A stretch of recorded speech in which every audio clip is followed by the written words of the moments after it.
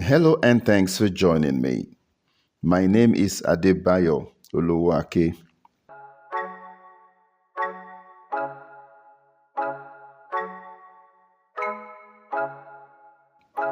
In the last podcast, we examined the road to the collapse of the Oyo Empire. We noted that following the apprehension of Alaafin Atiba about what could happen to the empire after his death, he arranged to have his own son replace him, with the active support of the Ibadan generals. This was a clear violation of tradition and what some might even consider sacrilegious, especially considering how Alaafin Atiba himself had ascended the throne.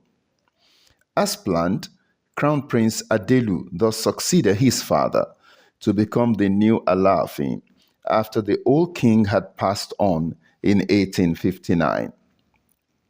We also highlighted the fact that the Oyo Empire was negatively affected by the growing suspicion and rivalry between Ijaiye, the seat of the garrison of General Kunrumi, and Ibadan, home of General Ibikunle, the famous war hero, and the city that also provided the bulk of the troops and generals that dominated the Oyo Imperial Army.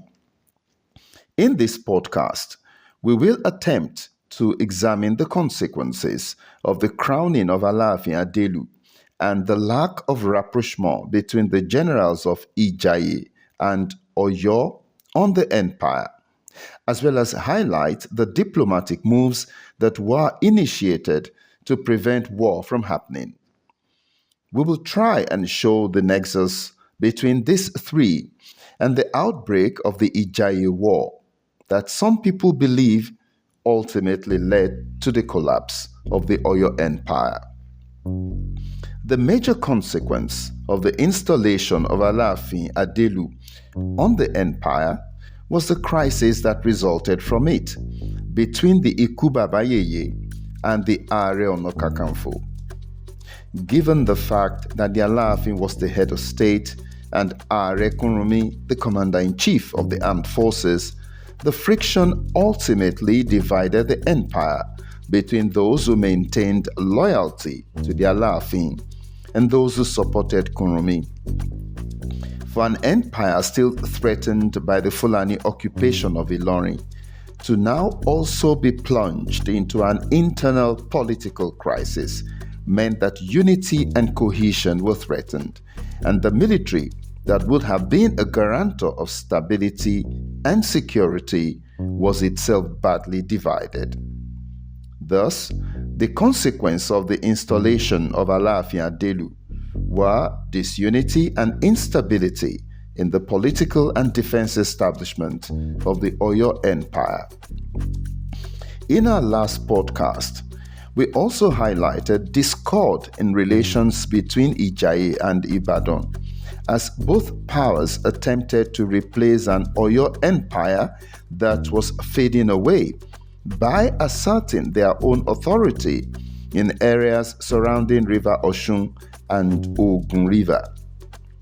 Certain incidents began to happen, and key figures immediately took diplomatic steps to stem an escalation and prevent conflict. What were these incidents, and what diplomatic steps were taken to keep the peace? Let us begin by recounting two major crises. In continuation of this battle for control, this time between Ijaiye and Oyo itself, Kunrumi deployed his soldiers to Shaki to collect tribute on his behalf, even though the town owed allegiance to the Alaafin. Upon their arrival in the town, they were promptly captured by law enforcement officers acting on the Alaafin's behalf. Sensing danger, and despite having their own problems with the Ijaiye power elite, generals from Ibadan immediately intervened and initiated negotiations which successfully ensured that General Kunrumi's captured troops were released and returned safely to Ijaiye. 12 months after this major incident, a similar problem arose in Okeho. In this town, allegiance was to Are Kunrumi, but the Baale suddenly shifted his allegiance from the commander-in-chief to the Alaafin by sending message to the Ikuba Bayeye to send his revenue officers to the town to collect tribute. The Alaafin gladly accepted the offer, but upon arriving at Okeho, his revenue officials were immediately attacked by General Kunrumi's loyalists. Suspecting that such action might happen, the Alaafin's revenue officers had been given military protection for the mission, but it was of no use as they were all captured and made prisoners of war by forces of Are Kunrumi. Considering this a significant escalation and an affront on the Alaafin's authority, the Ibadan generals once again intervened, initiating diplomatic efforts to defuse the crisis. They requested the commander-in-chief to release the prisoners and return them to Oyo, but the latter flatly refused. Several negotiations followed, but Are Kunrumi was resolute and refused to yield ground. With this stalemate, the Alaafin dispatched 3 symbolic items representing war or peace to his commander-in-chief. These were a gun, gunpowder, and the emblem of authority of the Ogboni secret cult.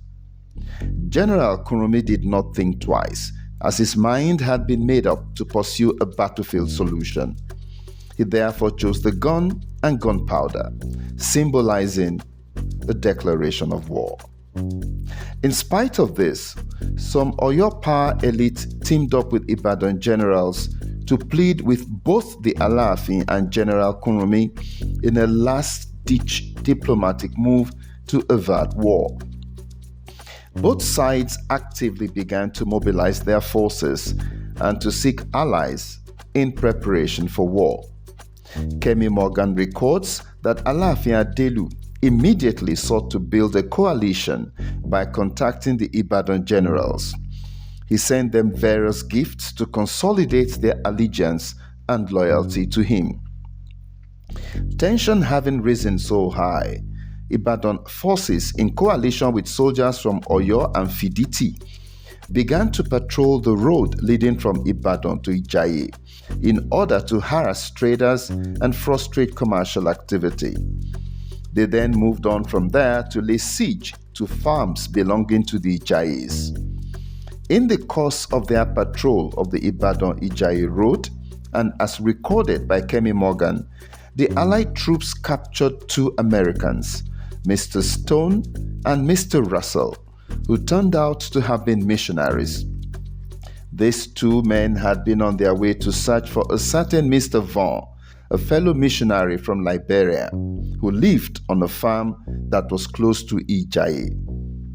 They were, however, lucky in the sense that having been captured and not knowing what exactly to do with them, the Ibadan troops simply took them to Kudeti and handed them over to the missionaries there. The Reverend David Hinderer, who headed the mission at Kudeti, was away at this time, but his catechist, one Mr. Johnson, took good care of the freed missionaries.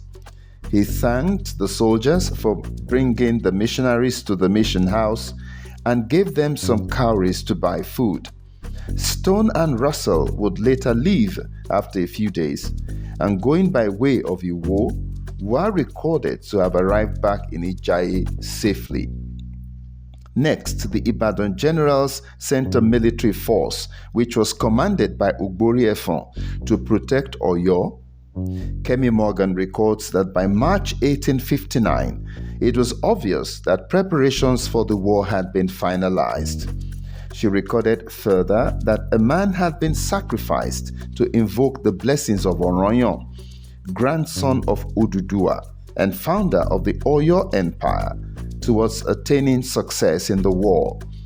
Sacrifices were also made at the gravesites of dead Ibadan war generals.